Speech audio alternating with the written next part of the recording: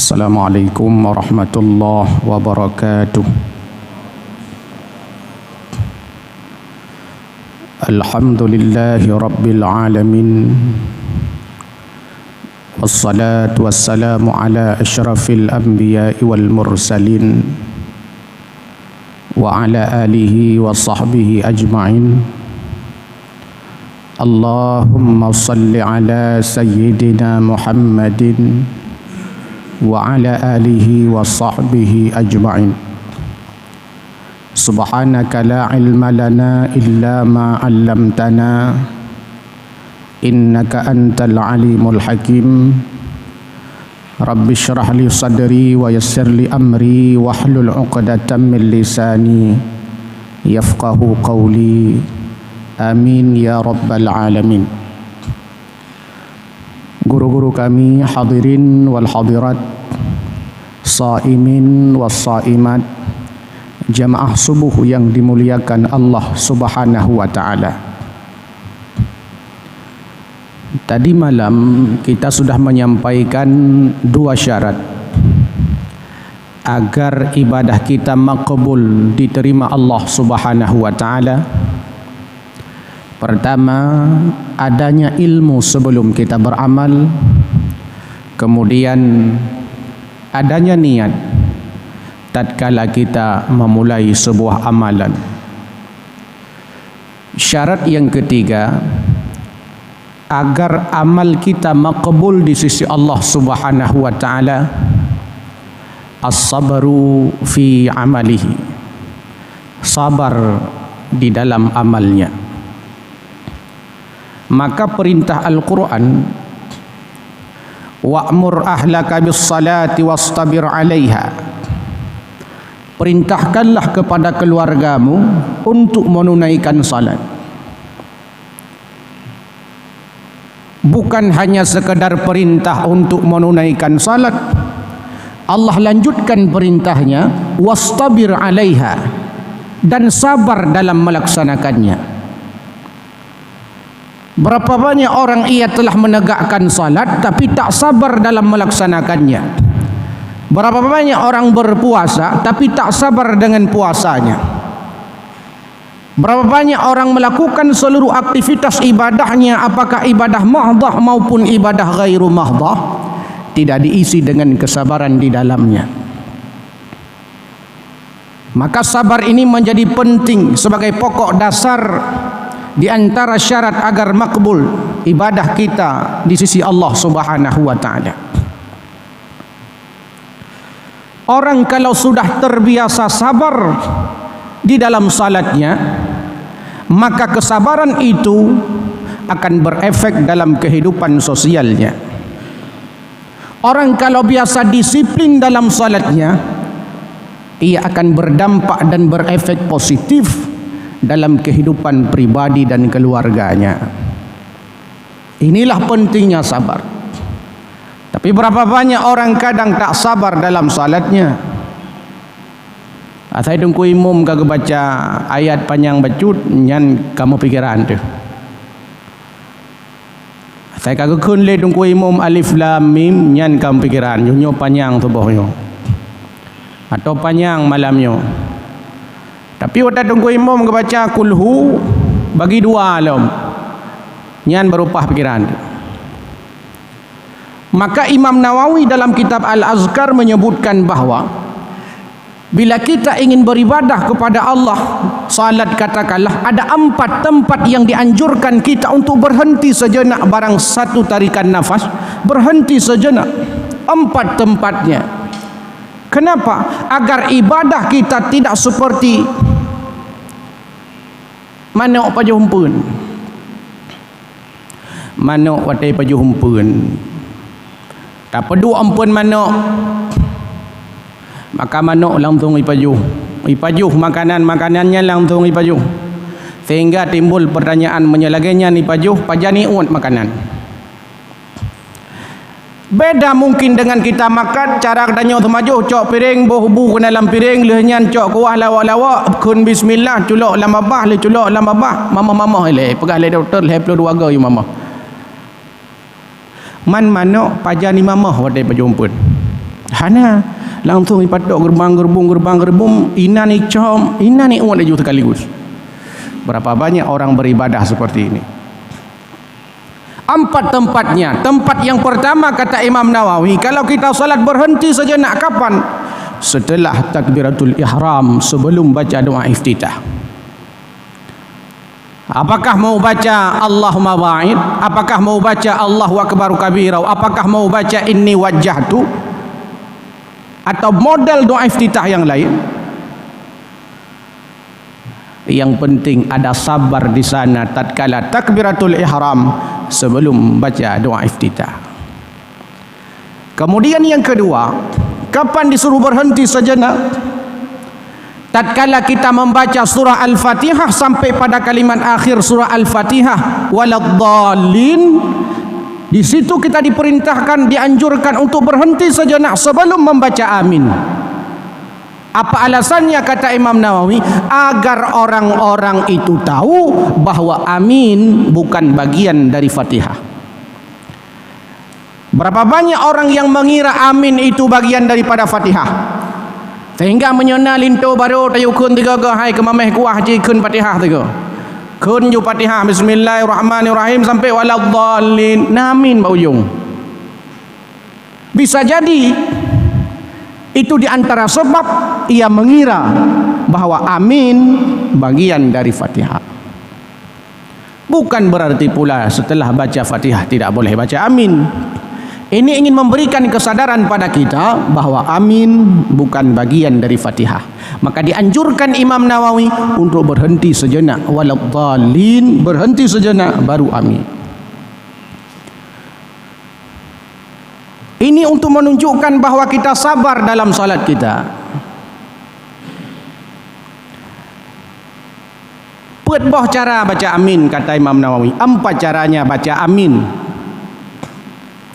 Dang-dang habis yang pet bunuh datang mah pet lah. Pet boh cara baca amin. Cara pertama kata Imam Nawawi, alifnya panjang, minnya panjang. Amin. Cara yang kedua kata Imam Nawawi saat baca amin, alifnya pendek, minnya panjang. Amin. Cara yang ketiga, alifnya pendek, minnya panjang, cuma di alif itu kata Imam Nawawi pakai imalah. Baris tingin. Hana api baris tingin. Kasrah, dhammah, fathah. Tingin. Bismillahirrahmanirrahim. Baca amin. Yang keempat caranya kata Imam Nawawi, alifnya panjang, minnya panjang, cuma di mim itu ada tasydidnya. Amin. Kalau begini modal kita baca amin, maka bermakna ya Allah kabulkanlah doa kami. Baca amin, amin, amin, amin bermakna ya Allah kabulkanlah doa kami. Tapi kalau hanya sekedar membaca amin nyana, amin nyan artiji aman. Padin le dia tak kena aman dalam sembahyang. Okeylah kalau salat berjamaah lebih terkontrol karena imamnya teratur bacanya. Bayangkan kalau salat sendirian. Baca Fatihah dia cepat. Waladdallin amin. Nya artinya aman. Tunggu imam kebah-kebah ibabah baca doa Rabbana zalamna anfusana wa illam taghfir lana wa tarhamna lanakunanna minal khasirin. Dan jawab dia ikut amin. Nya artinya aman. Ya Allah mudah rezeki kamu, panjang umur kamu, sehat keluarga kamu, sehat badan, sehat pikiran. Tak jawab ikut dia. Aman. Berarti aman ni katnya berarti memang sehat derwaga. Ini kata Imam Nawawi. Ini menunjukkan bahawa kesabaran dalam salatnya. Melatih kesabaran tatkala kita salat berjamaah adalah makmum, dia tidak boleh serentak dengan imam. Apalagi mendahului imam. Tidak boleh serentak dengan imam, apalagi mendahului imam. Yang boleh serentak bersama imam hanya satu tempat saja. Kapan? Saat membaca amin. Saat membaca amin bersama imam ada fadilah khusus yang diberikan. Di antaranya ghufira lahu ma taqaddama min dzambi, Allah ampuni dosa-dosa hamba itu yang telah lalu. Tapi yang lain, takbir imam dari berdiri ke rukuk tidak boleh mendahului, apalagi serentak. Dari berdiri ke sujud tak boleh serentak, apalagi mendahului. Hadirin yang dimuliakan Allah, ini untuk melatih kesabaran.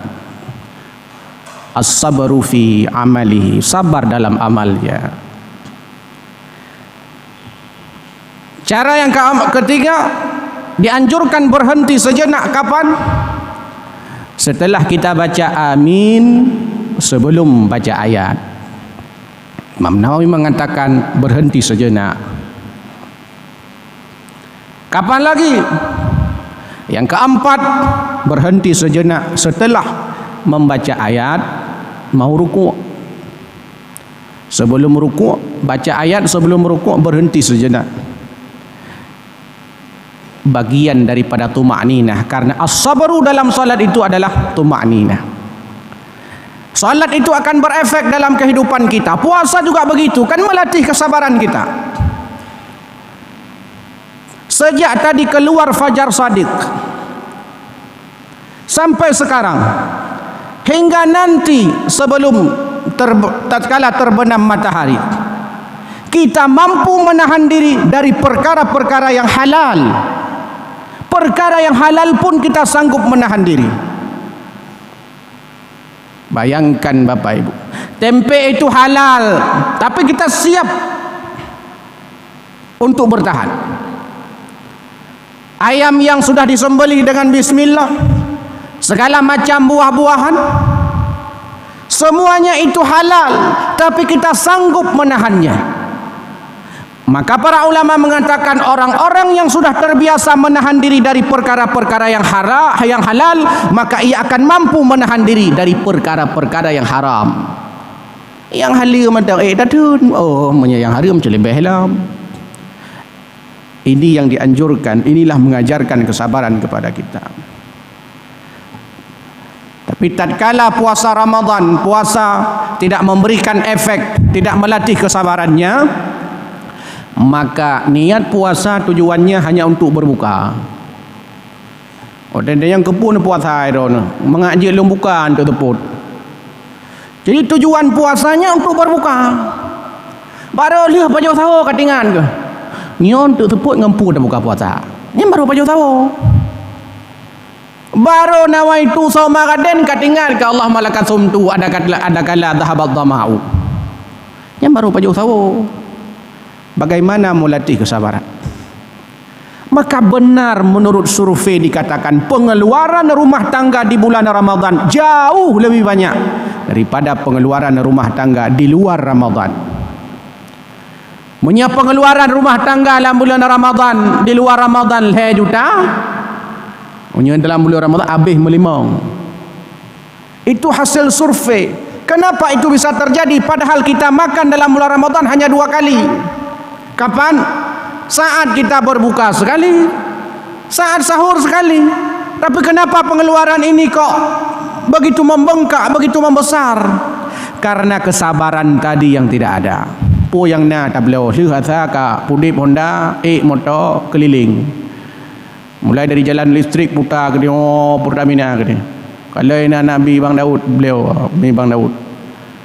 Mi segala macam mi, padahal mi sama-sama mi, spesiesnya mi. Tapi beliau cheat. Putar Udi kampung Jawa lama ke dia kota ke dia pusung lama ke dia putar ke dia Ucunda. Tubir jalan Tamang ke dia jalan elak ke dia. Terus cot skala dia putar. Nyangkanya terus kena rumah pah ponam kapah dah. Produk makanan termeja segala macam makanan kerling-kerling tu. Ini ke rumah sukari kerling waktu haji nya kalau baik kaleng-kaleng pabe kata tadi. Apa kesabar? Berapa banyak orang berbuka puasa itu doa saja tak sempat dia baca. Mau doa hang baca. Bagaimana mau melatih kesabaran? Doa saja enggak sempat dia baca, nyamban kai mutuglang dalam perut. Nyambung. Bagaimana? Ini menjadi persoalan kita dan ini refleksi muhasabah. agar ibadah diterima, agar ibadah makbul. Jamaah sekalian berbahagia. Yang ketiga, agar ibadah kita makbul, sabar dalam melaksanakannya. Salat kita sabar, puasa kita sabar, haji umrah kita sabar. Apapun ibadah yang kita kerjakan, bersabarlah, sabar di dalamnya. Yang terakhir, yang keempat, agar ibadah kita diterima Allah, makbul di sisinya, al-ikhlasu fi amalihi, ikhlas di dalam amalnya. Al-ikhlas bermakna khalisan liwajhillah, murni ibadah dipersembahkan kepada Allah. Puasanya kepada Allah, salatnya kepada Allah, zakat, infak, sedekahnya kepada Allah, haji umrahnya kepada Allah, seluruh aktivitas ibadahnya dipersembahkan kepada Allah, bukan kepada manusia. Orang yang beribadah kepada makhluk, orang yang di dalamnya ada unsur riya dalam ibadahnya, meskipun dipuji, disanjung oleh orang, tiada gunanya. Sama seperti orang pergi ke pajak impres, lagi orang jauh pasal impres, pegahli ulama. Orang yang beribadah tidak ikhlas, nyan saban lagi orang jauh pajak impres. Waktu kerja pajak impres, dompet ke tebai kan, tebai tak dompet. Karena dompet tebai, ikun lewat pajak. Fib jai peng ke pak kan.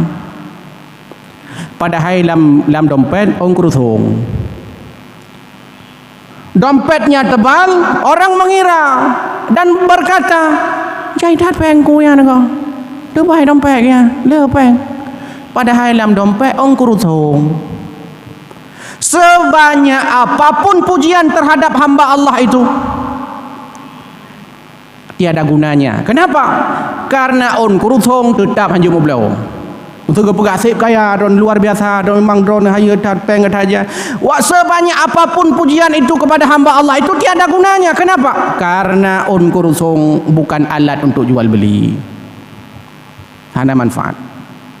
Begitu juga orang beramal. Kalau dia beramal, salatnya luar biasa, puasanya, zakatnya, hajinya, sedekahnya luar biasa, kalau tidak ada ikhlas di dalam hatinya, walaupun dipuji oleh orang, "Gak tat rajin, gak nyan, gak tat taat, gak nyan cukup malam, gak nyan ibadah luar biasa, gak nyan," tiada gunanya sedikit pun karena amalnya tidak diterima. Jamaah sekalian yang berbahagia, inilah bahayanya bila amal itu tidak dipersembahkan kepada Allah Subhanahu wa taala. Sehingga di hari akhirat nanti ada orang-orang yang meminta pahala pada Allah, "Ya Allah, mana pahala puasaku, mana pahala salatku, mana pahala zakatku, hajiku, mana ya Allah? Mana? Mana pahalaku ya Allah?" Bertanya oleh Allah, "Nah, ira ni jamun temayang ke tau? Hai ngai pujo legop. Ha, kalian merempak pujo bersa kah? Oka, puji lah kayak pahala lah, mana malai?" Coba. Jadi dikonfrontir. "Ya Allah, mana pahala salatku?" Dulu kau salat untuk siapa? Biar naik pangkat kan? Iya, kan dah naik pangkat.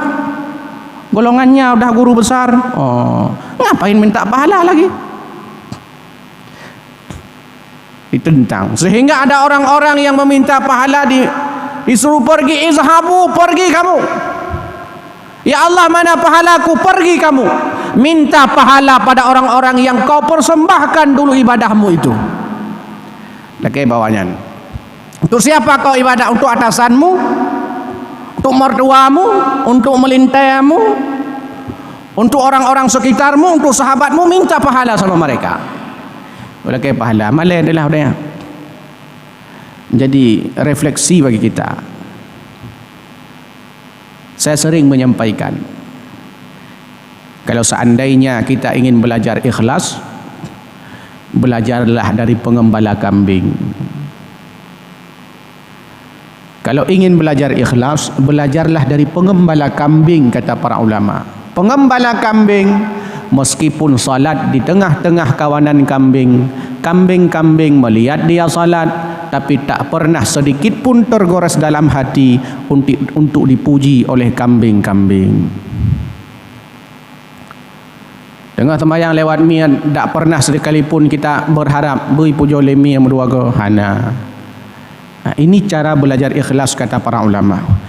Hadirin wal hadirat, Bapak Ibu yang dirahmati Allah Subhanahu wa taala.